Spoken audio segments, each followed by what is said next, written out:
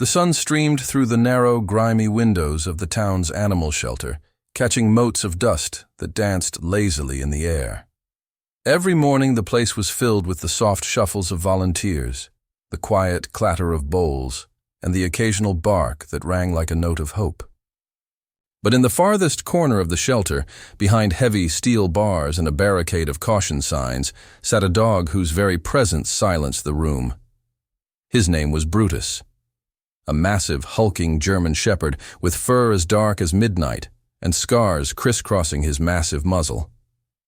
His amber eyes, sharp and wary, followed every movement in the room with suspicion and simmering tension. On his intake sheet, in bold red letters, someone had scrawled, "Extremely aggressive, do not approach." Every volunteer who dared enter his area left shaken, their hearts pounding, and whispers of, "He'll never trust anyone," trailing behind them. It was a dog that had been rejected, abandoned, and broken by humans. Found on the outskirts of town, emaciated and trembling under a collapsed barn, Brutus had been through more than most dogs ever would. Each growl, each snap of his massive jaw was a warning, an armor built from years of fear and pain. Most visitors avoided his section entirely. Children were guided toward the smaller, playful dogs, their tails wagging, eyes wide with curiosity. Parents smiled at their joy, unaware of the storm waiting at the end of the hall. But that day, everything was different. The bell over the shelter door jingled softly, but it carried a weight of anticipation that none of the staff could explain. A young boy in a wheelchair rolled through the entrance, his small frame almost swallowed by the bulky chair. His name was Leo, 12 years old, with short, tousled black hair and eyes that shimmered with quiet determination. Born with cerebral palsy, his legs didn't respond the way he wanted, but his heart had always been fearless. "Leo, are you sure about this?" his mother asked, her voice a mixture of worry and hesitation. She hovered behind him, hands gripping the handles of the wheelchair as if she could shield him from every danger in the world. "I want to see them," Leo replied softly but firmly. His voice carried a calm that seemed to contrast with the chaos of his surroundings. Volunteers and staff glanced at each other, unsure how to handle his determination. The first few enclosures were easy. A golden retriever nudged Leo's hand gently, causing him to laugh. A beagle bounced excitedly, tail wagging in a blur. But Leo's gaze kept drifting down the long, shadowed aisle toward Brutus. The staff exchanged nervous glances. "Sweetheart, maybe we skip this one," the shelter manager said, her tone kind but firm. He's not safe for visitors." The growl from inside the kennel was deep and guttural, shaking the bars slightly. Volunteers instinctively stepped back. But Leo didn't flinch. He leaned forward in his chair, eyes locked on the amber orbs glaring at him from the darkness. "I want to meet him," he whispered, almost to himself. His mother froze, panic rising in her chest. "Leo, please." But it was too late. Leo had made his choice. The shelter manager, after a long moment, nodded reluctantly and guided them closer. Every inch forward seemed to amplify the tension in the room. Brutus's body tensed, muscles coiling like springs ready to snap. His growl deepened, rumbling through the metal bars, a sound that had sent shivers down the spines of every adult who had come near him before. Leo didn't speak for a moment. He just stared, his small hands resting on his lap, eyes steady, unwavering. "It's okay," he whispered softly. "I'm not here to hurt you." The words hung in the air, fragile as glass, yet something about their quiet certainty caught the attention of everyone in the room. Brutus's ears flicked forward, then back. The growl softened into a low whine, just barely audible but enough to make the volunteers freeze. Did he just... One volunteer breathed, unable to finish. Leo tilted his head slightly, a small, serene smile crossing his face. "You're scared. I understand." It was a moment suspended in time. The air was thick with anticipation, every volunteer holding their breath. No one dared speak, no one dared move. And then, for the first time since he had arrived at the shelter, Brutus did something that no one had expected. He stopped pacing. The room seemed to hold its breath as Leo's small voice continued to reach across the steel bars. Brutus's massive frame trembled ever so slightly, a taut coil of muscle and scars that no one had ever seen relax, not even for a second. The growl that had once been constant and fierce had dwindled to a low, cautious rumble. His amber eyes, sharp and distrustful, flickered toward the boy. Something about Leo's steady gaze, unafraid and full of quiet compassion, unsettled the dog in a way that was neither threatening nor hostile. It was hopeful. "Hi, my name is Leo," the boy whispered, his tone soft yet unwavering. "I know you don't like visitors. I don't either sometimes, but I promise I'm not going to hurt you." The volunteers and staff were stunned. Never had they witnessed anyone, human or animal, so utterly calm in front of Brutus. The sheer contrast between the boy's vulnerability and the dog's size and aggression created a tension in the air that felt electric. Leo shifted slightly in his wheelchair, inching a hand toward the metal bars. His fingers hovered in midair, almost trembling, yet his expression remained steady. "It's okay. You can trust me," he said, his words almost a gentle caress, carried across the cage as if he were speaking directly to Brutus's soul. The dog's ears twitched. The amber gaze followed the small hand moving slowly forward. Brutus's tail, long forgotten and stiffened in fear, gave a tentative wag. It was subtle, almost imperceptible, but the staff noticed immediately. Gasps of astonishment rippled through the volunteers. Leo's mother held her breath. "Leo, maybe we should—" she started, her voice tight with fear. But he interrupted her with a calm shake of his head. "No, Mom. He's just scared." "That's all," he said softly, his words carrying wisdom far beyond his 12 years. "He's not a bad dog. He's just sad." Brutus's breathing slowed. The deep, rumbling growl faded further, replaced by soft, uneven panting. The massive dog shifted, lowering his broad shoulders slightly, the rigid tension in his back releasing fractionally. 1 step, 2 steps. He inched closer to the bars separating them, each movement deliberate and careful. Leo extended his hand fully now, palm facing upward, a silent invitation. Brutus lowered his massive head, his wet nose hovering just above the boy's fingers. Hesitation. Then, with a slow, cautious movement, he touched the tip of his snout to Leo's skin. The room seemed to freeze. Time stretched unnaturally as volunteers watched the impossible unfold. The dog, feared and aggressive, allowing a child to make contact for the first time in months. A single tear rolled down Leo's cheek.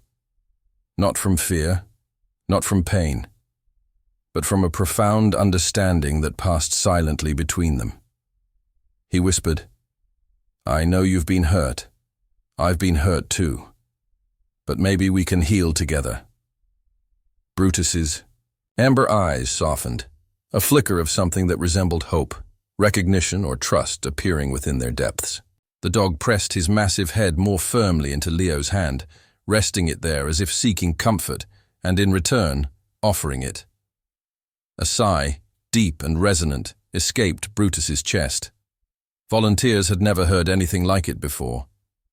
The growling beast they had feared had melted in front of their eyes, replaced by a gentle, trembling creature. The shelter manager, usually composed and professional, had tears streaming down her face. "I can't believe it," she whispered to herself. He's trusting him." Leo's mother, tears streaming freely, leaned closer to whisper encouragement. "You're doing amazing, sweetheart. Just keep being gentle." Every inch of the boy's calmness, every soft word, and every careful movement was unraveling the trauma embedded in Brutus's mind. For the first time, the dog was responding to kindness instead of fear. He was listening, He was learning that not every human meant harm.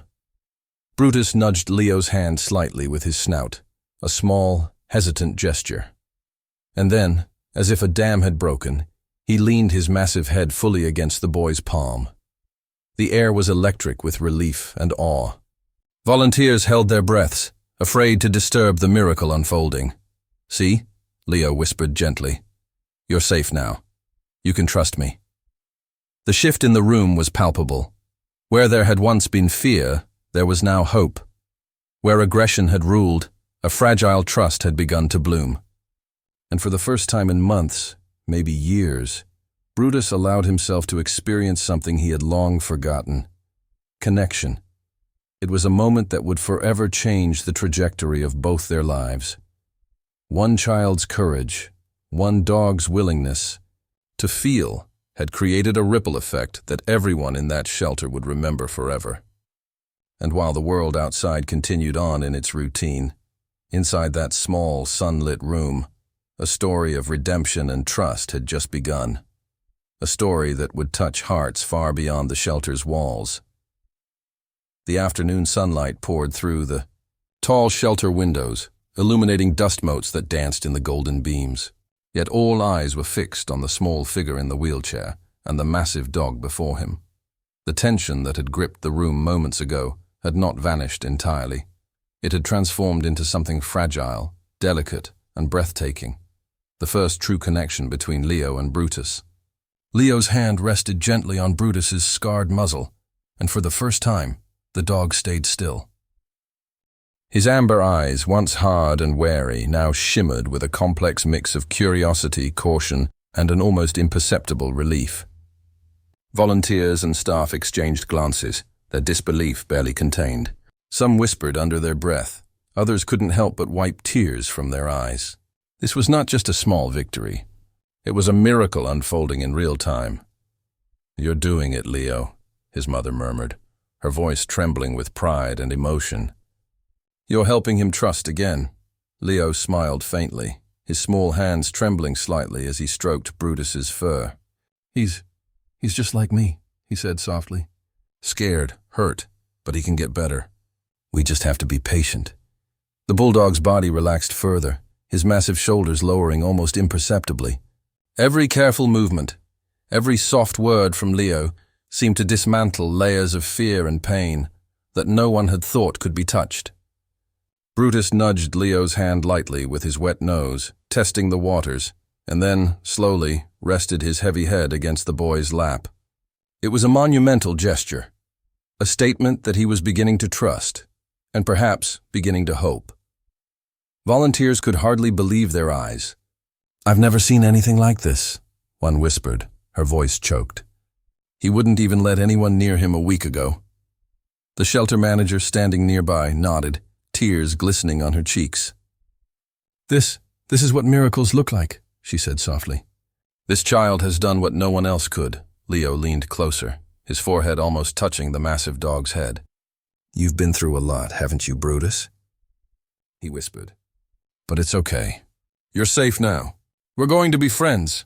The bulldog's ears flicked forward, his amber gaze locking onto the boy's eyes. For the first time in months, maybe years, he felt something like trust.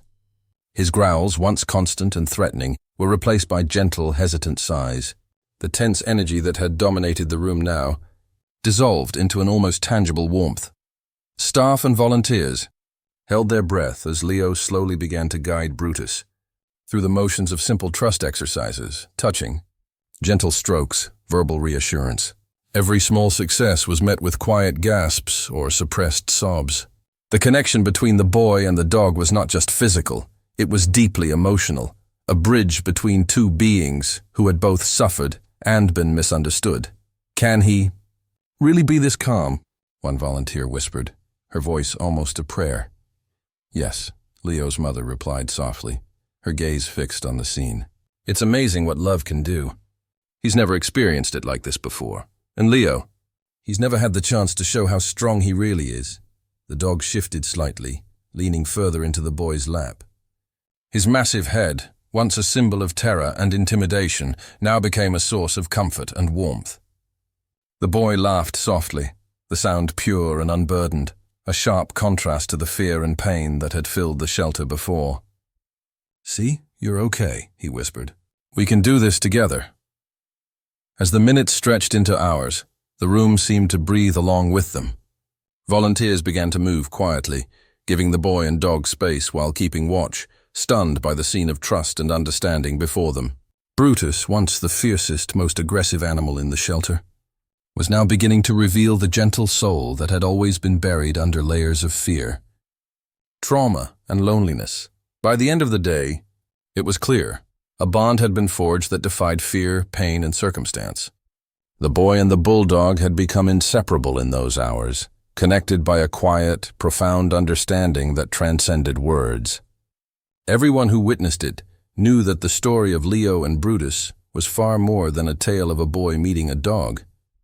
It was a testament to the healing power of patience, love, and empathy. Even the toughest staff members couldn't deny the truth. They had watched countless aggressive animals come and go, but none had ever experienced a transformation like this. For Brutus, the world had changed in one afternoon. For Leo, the world had expanded to include a friend who understood pain, fear, and the courage it took to face both. By the time the shelter doors closed that evening, every single volunteer and staff member was left with a deep, unshakable impression. The boy had given the dog something no one else could, and in return, the dog had given the boy the courage and companionship he had longed for since the accident. It was a story that would be told over and over, spreading hope, love, and inspiration far beyond the walls of that humble shelter. And as the sun set outside, casting warm golden light across the shelter, Leo whispered softly, "We'll take it one day at a time. Brutus, together." The bulldog pressed his head against the boy's lap once more, a silent promise that for the first time in his life, he belonged somewhere, and someone belonged to him. The next morning, the shelter buzzed with an energy unlike any other day. News of the connection between Leo and Brutus had spread quickly among volunteers, staff, and even local visitors. People who had once walked past the intimidating bulldog without a second glance were now stopping to watch. Cameras out, whispers of awe floating through the air. Leo's mother wheeled him through the shelter once again, this time with a sense of calm confidence. Brutus, sensing the familiarity, walked beside the wheelchair, his massive frame carefully guided by a leash held loosely in the mother's hands. The bulldog's amber eyes glimmered with a mixture of curiosity and anticipation, and the boy's laughter rang through the halls, clear, joyful, and unrestrained. "This is incredible," whispered one volunteer, brushing tears from her cheeks. "I never thought I'd see him like this." The shelter manager nodded, a rare smile breaking across her face. "Neither did I. It's like watching two lost souls finally find each other." The morning routine began, but with a difference. Where previously Brutus had snapped and growled at every movement, now he followed Leo's lead, responding to subtle cues with precision and care. The boy's hands moved gently along Brutus's fur, guiding him through exercises designed to build confidence and reinforce trust. Every touch, every word, every gesture was deliberate, carefully crafted to strengthen the bond that had begun to blossom the day before. As the pair moved through the shelter, other animals seemed to sense the change. Dogs that had been shy or nervous approached tentatively, encouraged by the calm and confidence radiating from Leo. Brutus, once the source of fear and caution, now became a beacon of hope, his presence an unspoken reminder that change was possible.